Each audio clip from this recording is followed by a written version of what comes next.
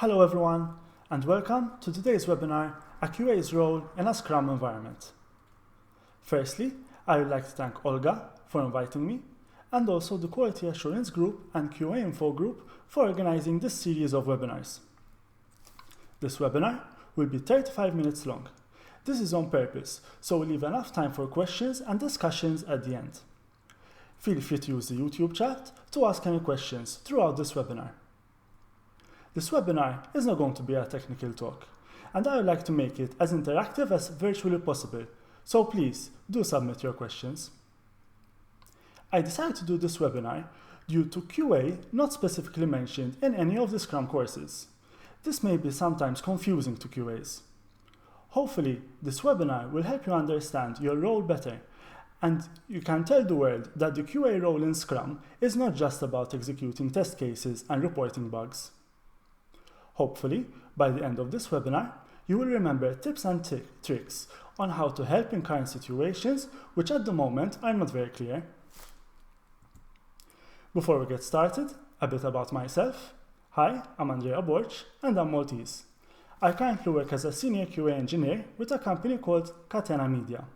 Catena Media is an affiliate marketing company which mainly operates within the iGaming industry. Apart from my full-time job, I also founded a community called Test Automation with two great friends of mine, Adrian and Dwayne. Test Automation is a community where anyone with the love for testing can write a blog post and submit it on our website. So please feel free to check it out at testautomation.com. Apart from Test Automation, I have also organized the first ever software testing conference in Malta, Test Island 2019. Apart from my love of testing, I am also very fond of Scrum, getting two certifications, one as an advanced product owner by Boris Glogger, and one as a Scrum product owner by Scrum Alliance.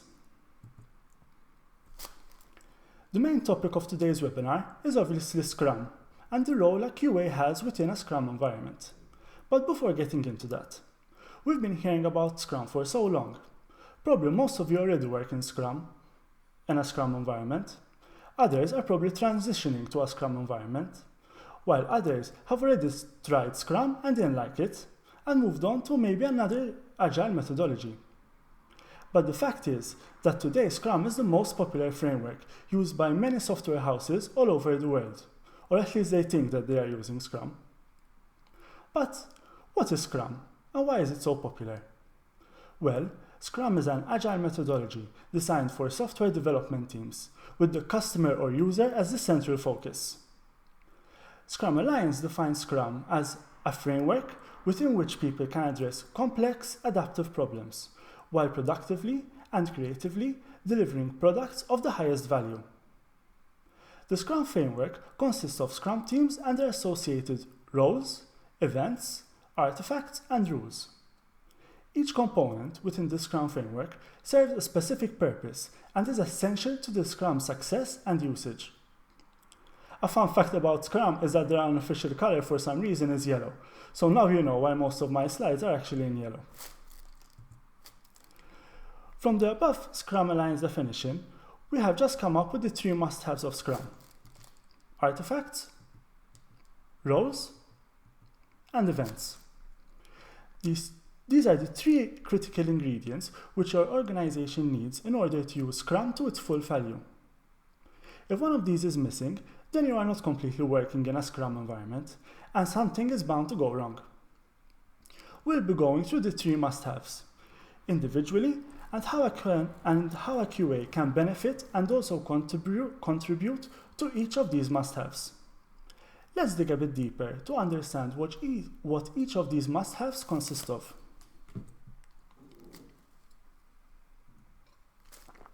So here they are.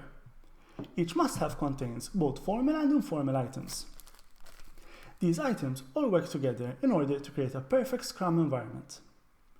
The difference between informal and informal items is that formal items are the foundation of the must-have, and the informal items are built on top of that.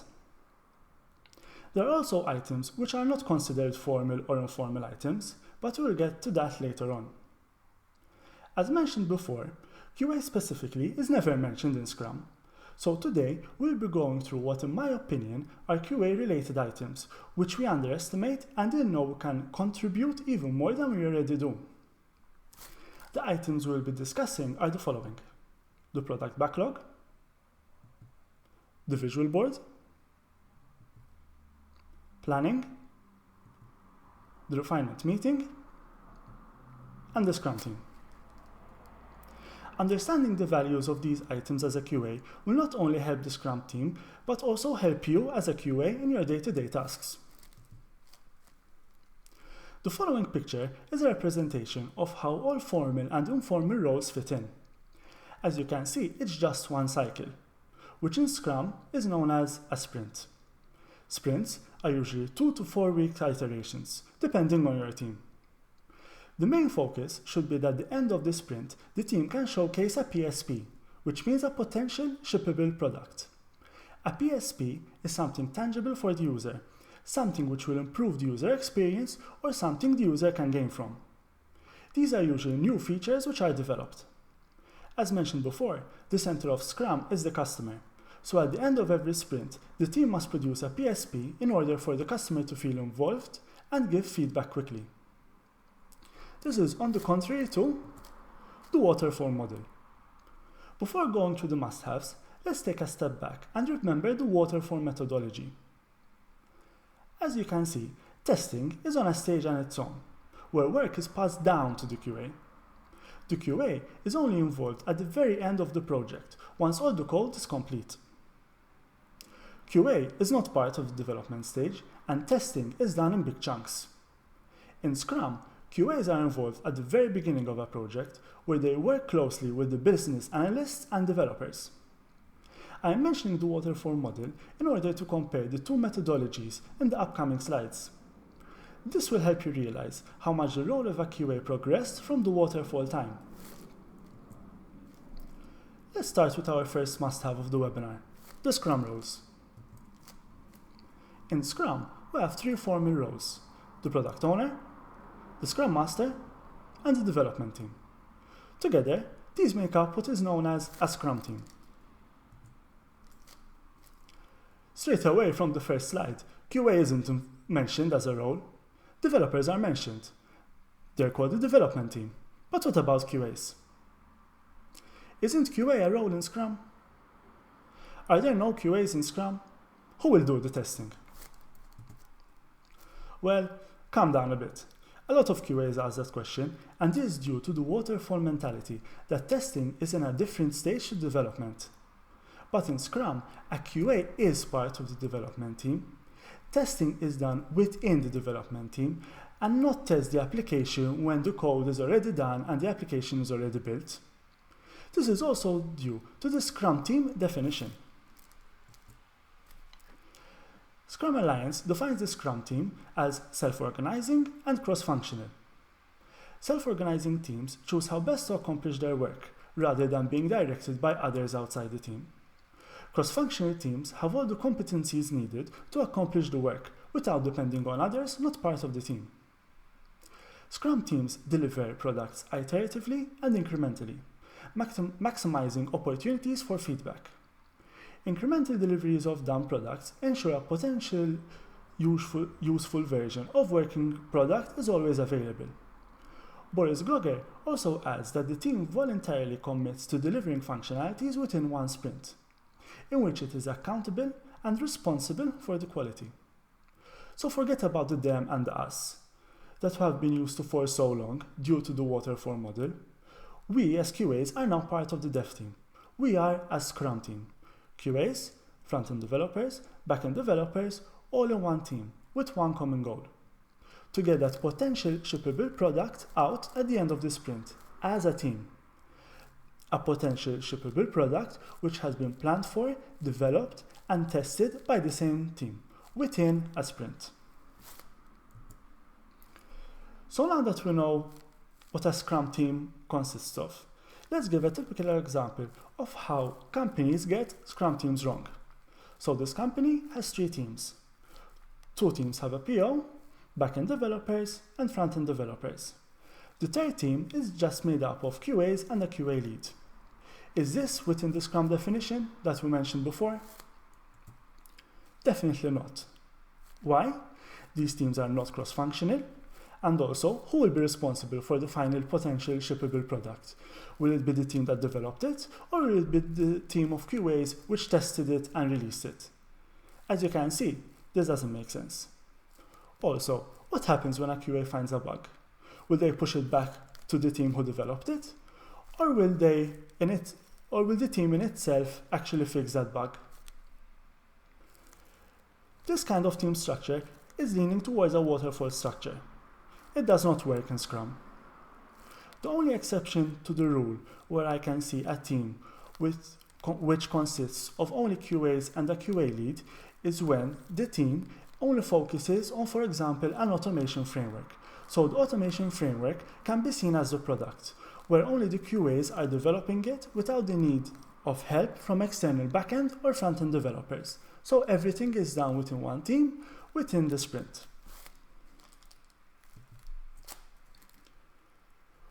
Moving on to the second must-have, the Scrum artifacts. Why do we need artifacts? To maximize transparency. Artifacts help everyone in the organization to be on the same page. It also helps them know what work is coming up, what work is in progress, and what should they expect at the end of the sprint. A very important part of Scrum are backlogs. We have many different backlogs in Scrum. We have the release backlog, the bug backlog, the sprint backlog, the team backlog, the product backlog, all serving different purposes. Today, we'll be talking about the difference between a product and a team backlog, and how these different backlogs can help a QA plan his work better throughout the sprint. The team backlog wasn't in the table I showed in the beginning of the presentation, but this doesn't mean we cannot add items to our Scrum environment to help us. Let us start by defining the product backlog. A product backlog will contain all user stories which have a direct relation with the user. So basically, new features, like developing a new login page or a design of the homepage. On the other hand, a team backlog contains all tickets which the Scrum team creates in order to improve something which is not directly related to the user. Such tickets are like refactoring code, increasing code coverage, etc. Sometimes these tickets also come out of the retrospective meeting. Why am I mentioning the team backlog? Well, QA should be more involved in which tickets go into the team backlog by also creating QA-only related tasks. For example, automation tasks, maybe deflect automated tests, improve Jenkins job pipelines, or just research on a new automation tool which you have been eyeing for quite some time. Apart from the QA tasks, the QA must also pay attention on the other items added to the team backlog by the developers, and make sure that these items will not need a QA to test.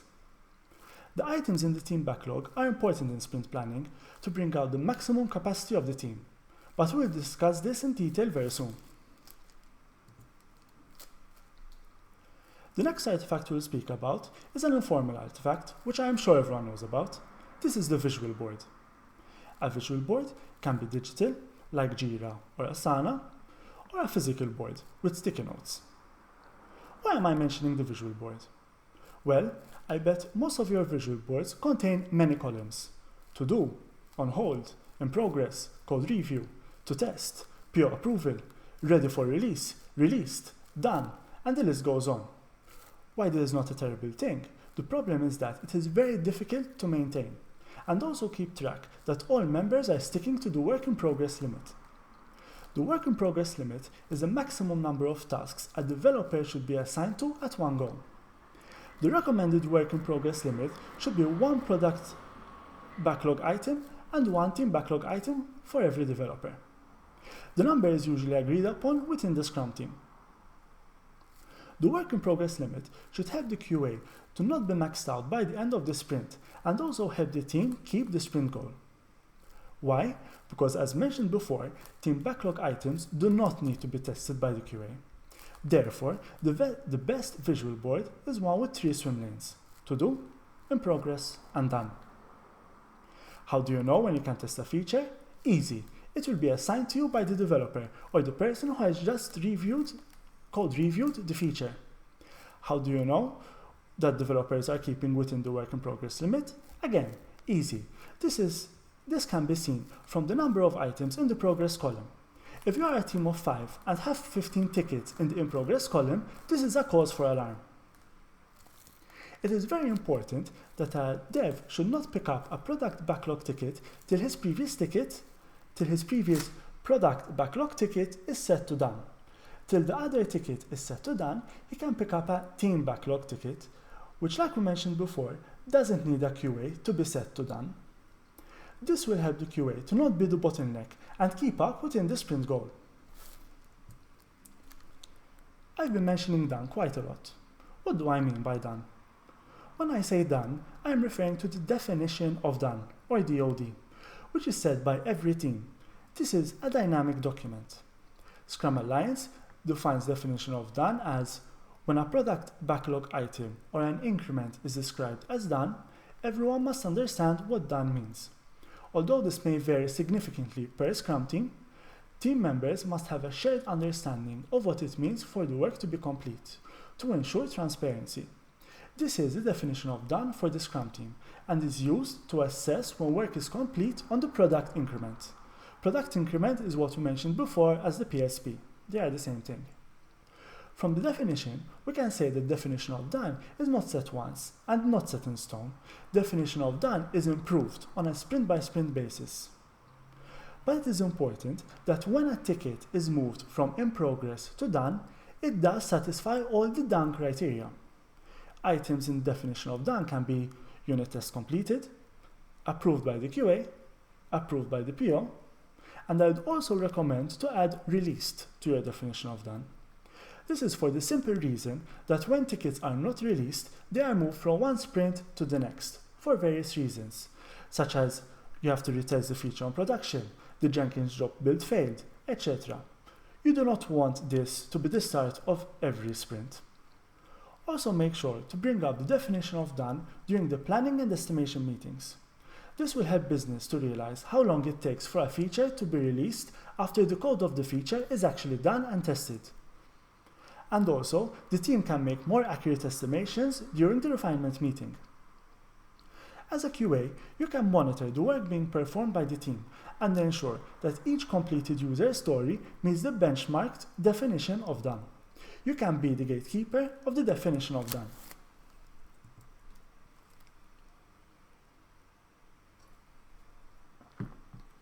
The third and final must-have that we are going to talk about are Scrum events. Scrum events help minimize the need for meetings not defined within Scrum. So the main purpose of Scrum events is to save time by removing needless meetings throughout the sprint. Scrum events help with transparency and being able to adapt. Scrum meetings will use Scrum artifacts to achieve a sense of common understanding, not just within the team, but within the whole organization. The first Scrum event we'll be discussing is the sprint planning. During the sprint planning, the teams decide on the work to be performed during the sprint and the potential shippable product which will be delivered to the user at the end of the sprint. This is also known as the sprint goal. The plan is created by the collaborative work of the entire Scrum team. Sprint planning answers the two following questions. What can be delivered in the increment resulting from the upcoming sprint, and how will the work needed to deliver the increment be achieved? Unfortunately, QAs hate sprint planning. We feel left out during developer discussions and usually have no idea what to say or what to do. Well, this should not be the case. And this is exactly why I decided to include sprint planning in this talk. As from experience, there's the Scrum event, which we QAs take lightly and underestimate our importance during this meeting. Different companies do planning in different ways. Some split up sprint planning 1 and 2, and some just keep one planning which is short and to the point.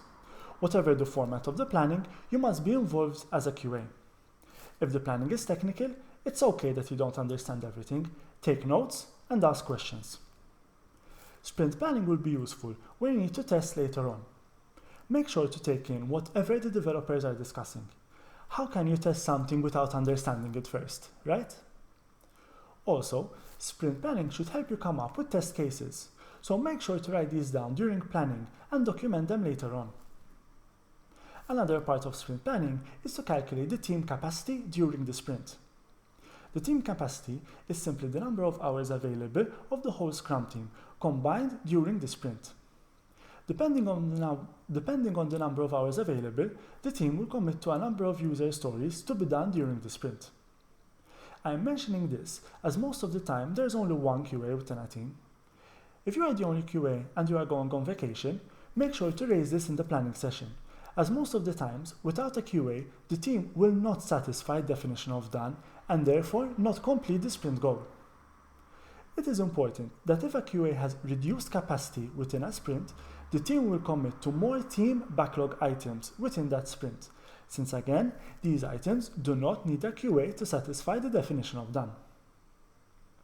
But, without prior warning of your absence that you are going on vacation, for example, during the sprint, the team cannot plan ahead. This will mean that the sprint goal will not be achieved.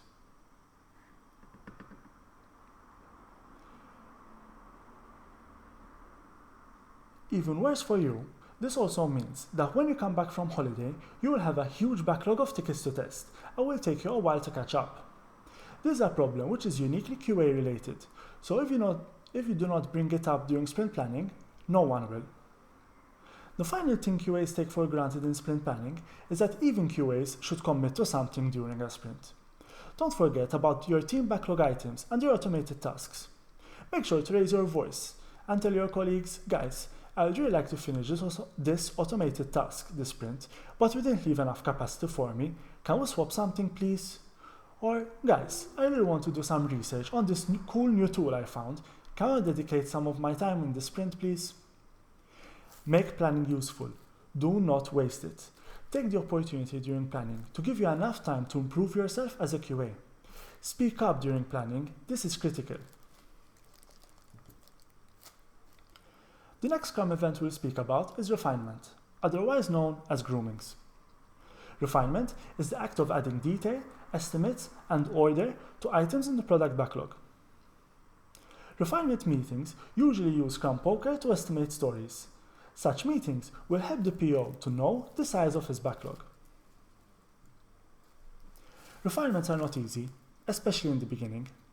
It's not a simple task to estimate something, especially when you have to factor in so many conditions which would affect your final estimation. A wrong estimation may lead to the team not reaching the sprint goal. This is a lot of pressure, but don't worry.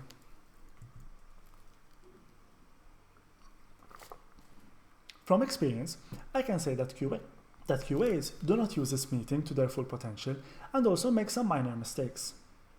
Sometimes, QAs just listen to devs give their estimation and stay quiet in a corner. No, this is not the correct way. First of all, you should give your own QA estimate of how long it would take you to test the feature. Then, add it to the previously defined development estimate. These two estimates should not be listed down separately, but as one estimate. Why? Because developers sometimes forget that their code is not perfect straight away, and when a ticket goes to QA, this does not mean that they are done. If a QA finds a bug and sends it back to dev, that time shouldn't be considered from the QA's estimated time, but this time should be considered from the whole estimated time. It is very important that you bring this up during the refinement meeting. Guys, it may take you 2 days to finish this task, but can we consider the bugs that I can find and the time it will take you to fix that? Make sure to add this factor to the final estimation. These estimations will improve over time, and such data will be collected throughout the sprint. Keep note of these statistics, as by time your estimates will get accurate. Just keep reminding your developers to add this factor to their estimation. Another way you can help the devs with their estimation is by thinking of negative scenarios. QAs excel at identifying and capturing complex and negative scenarios. Bring your skills to the table, as devs usually only estimate happy paths when estimating features. By introducing this, you will also reduce the number of times that a feature goes from QA back to in progress. Finally, a mistake which I think QAs make during refinement is something we have already discussed briefly. Automated tasks should be separate tickets and not part of the feature stories. That is why we add automated tickets to the team backlog and not to the product backlog. When you include an estimate for the automated test within a story, you are, firstly, increasing the time for a feature to go live for absolutely no reason. In my opinion, automated tests should not be part of the definition of done, as this will reduce the number of tickets a team can commit during a sprint, as the feature will have higher estimates. Secondly, you are setting yourself up for failure. Why? Because if the team doesn't manage a feature within the estimated time frame, guess what will be given up? Yes, you guessed it, the automation. Thus, the automation for that feature will be forever forgotten and never done. So, to recap the refinement meeting, it is important that 1. You also give an estimate as a QA to how long it will take you to test the feature. 2. You do not list that estimate down separately, but together with a dev estimate. 3. You remind developers that tickets will be pushed back to in progress due to any bugs you may find. And 4.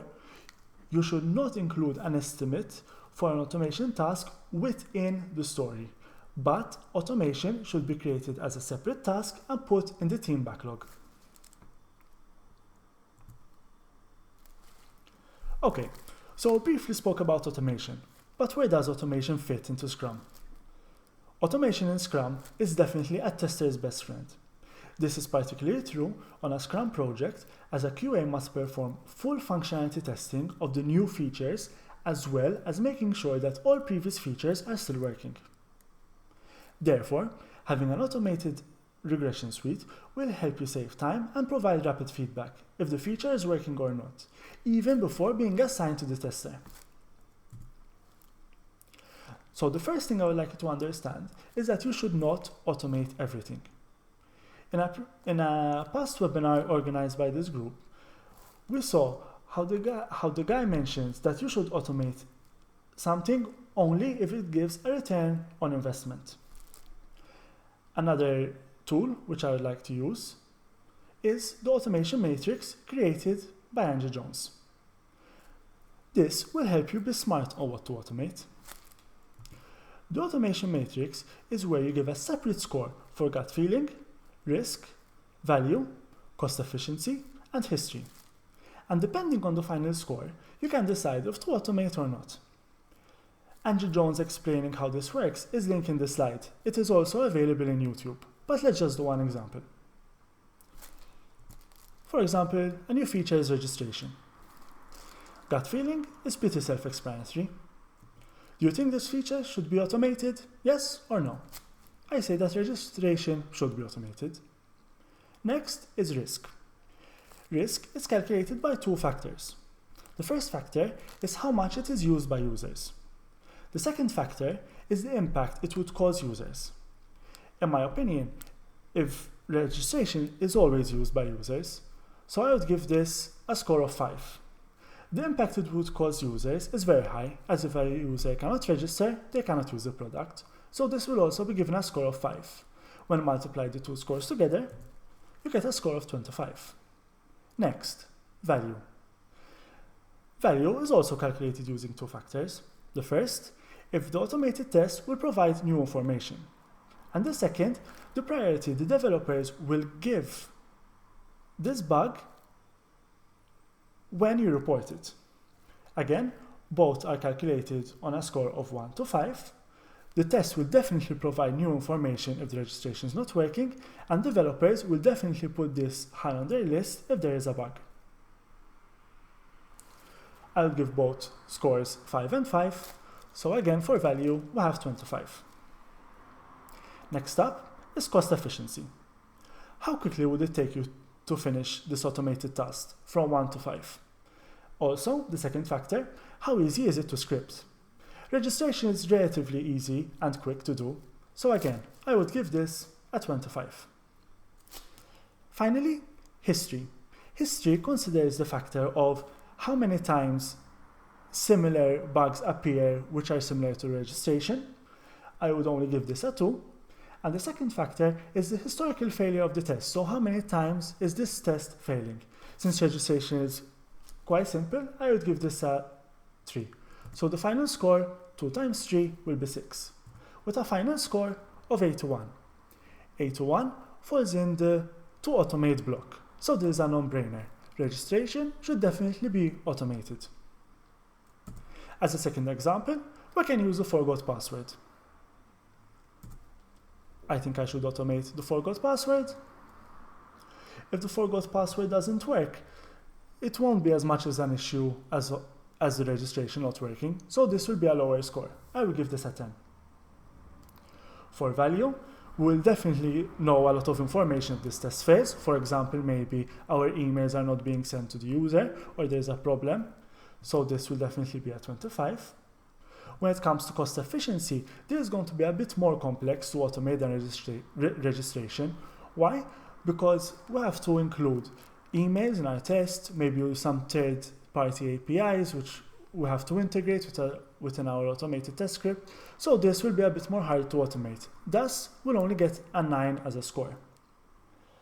History, this doesn't break often, so I'll just give it a 2. The final score, 46. This ends up in the possible automate block. If the score is in the possible to automate block, discuss this with your developer if the feature should be automated or not, and take it from there. Okay, so now we know what to automate. You also know that you need to create a separate task for automation tickets and put them in the team backlog.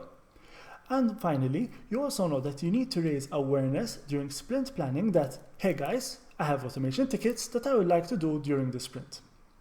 But what we still not discuss is when is the best time to automate?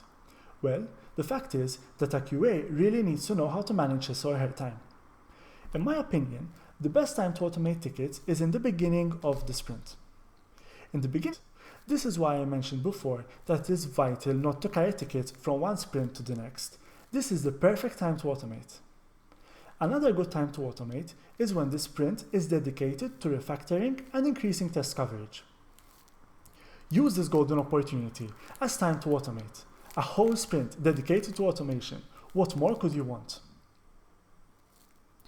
Do not use the I'll automate if I have time, as this will lead to I don't have time to automate. You have to fight for your time, and using the mentioned steps will help you get closer to that goal.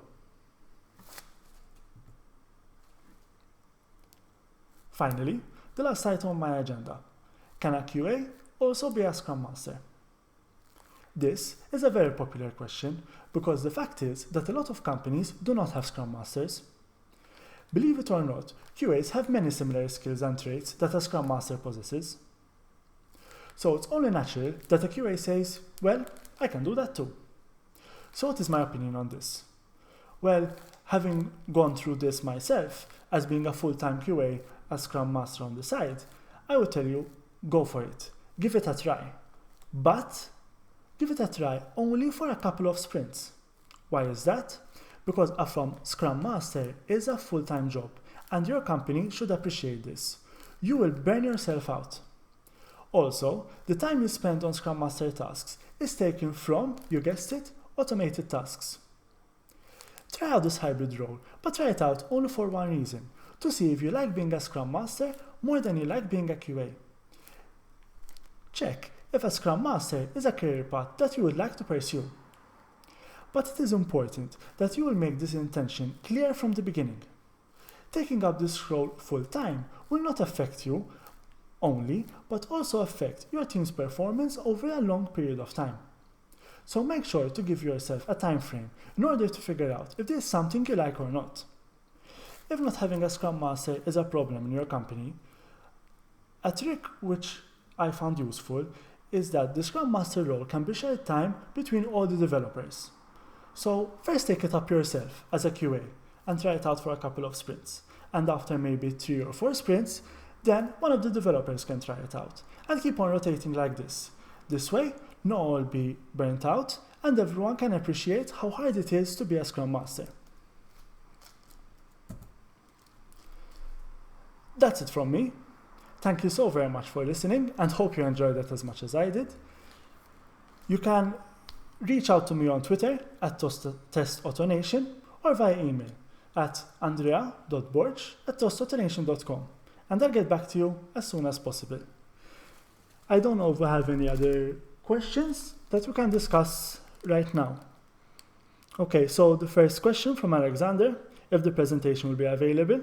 So the video will definitely be available on this YouTube channel, and I will also upload the slides, and the slides can be linked in the YouTube channel. I will forward it to the quality assurance group later on. Second question is from Dwayne. Are teams that attempt using Scrum without a Scrum Master on path to failure? Or should teams be able to share the Scrum Master role within the team? Okay, so I already tackled this a bit.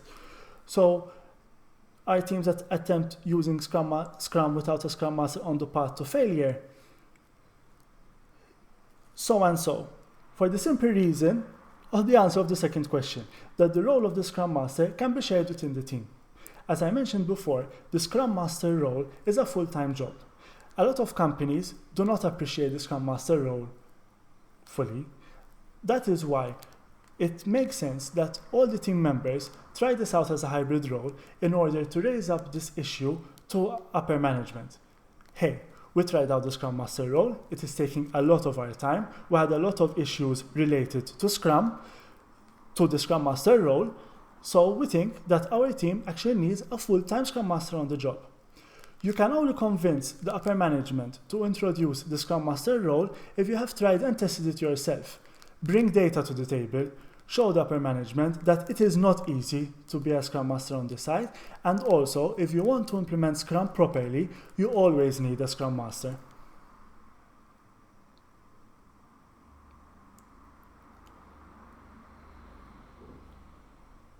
Okay, no other questions for now. Maybe I'll wait another minute for some questions, but if there are no questions, I would like to thank everyone for listening. And again, if you think about any other questions, please feel free to reach out either on Twitter, on Testautonation, or via email.